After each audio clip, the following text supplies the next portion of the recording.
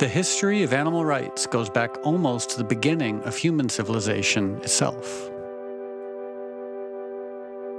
One of the earliest recorded animal rights activists was Siddhartha Gautama, better known as the Buddha.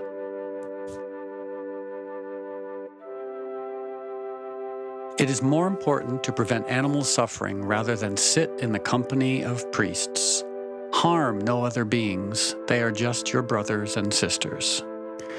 Now let's head to Greece, and here we meet Pythagoras, a revered mathematician and philosopher who is also outspoken in his belief in animal rights. As long as men continue to be the ruthless destroyer of other living beings, he will never know health or peace. As we take to the sky and head back to India, we meet Mahavira, the founder of Jainism, who spoke often and forcefully about the importance of kindness and compassion towards all living beings.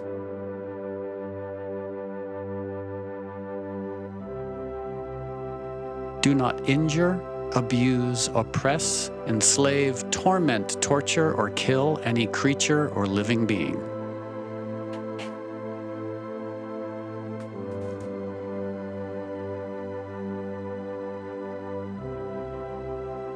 When he wasn't designing aircraft or painting the Sistine Chapel, Leonardo da Vinci had this to say about violence towards animals.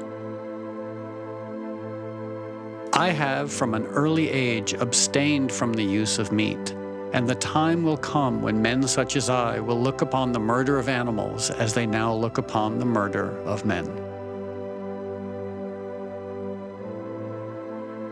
Let's fly up to Northern Europe, where noted philosopher Jean-Jacques Rousseau is making a case for animals having basic, inalienable rights.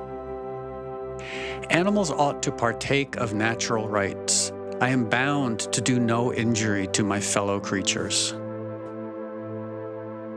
Meanwhile, over the channel in the UK, social reformer and esteemed philosopher Jeremy Bentham summed up the case for animal rights this way. The question regarding animals is not can they reason, nor can they talk, but can they suffer?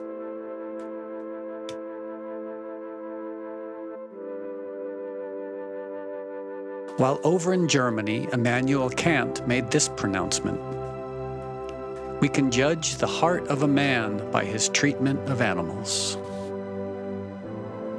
As time passed, more and more luminaries took up the cause of animal rights, from Percy Shelley, Charles Darwin, Francis Power Cobb, Leo Tolstoy, and Anna Kingsford.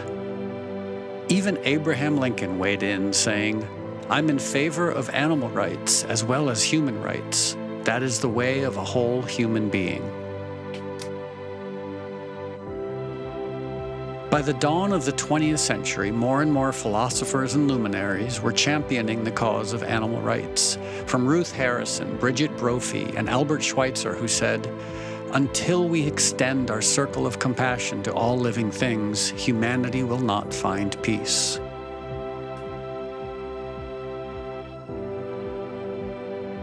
Even famed inventor Thomas Edison said, "Nonviolence leads to the highest ethics. Until we stop harming all other living beings, we are still savages." Other 20th century luminaries took up the cause of animal rights as well, from Gandhi, who said, "The greatness of a nation and its moral progress can be judged by the way animals are treated." And Isaac Bashevis Singer, who said, "To be a vegetarian is to disagree with cruelty." Dick Gregory, "Because I am a civil rights activist, I am also an animal rights activist." Jane Goodall, "I stopped eating meat over 50 years ago when I looked at a pork chop and thought this represents pain, fear, and death." And Cesar Chavez, "We know we cannot be kind to animals until we stop exploiting them. Exploiting animals in the name of science, exploiting animals in the name of sport, exploiting animals in the name of fashion, and yes, exploiting animals in the name of food."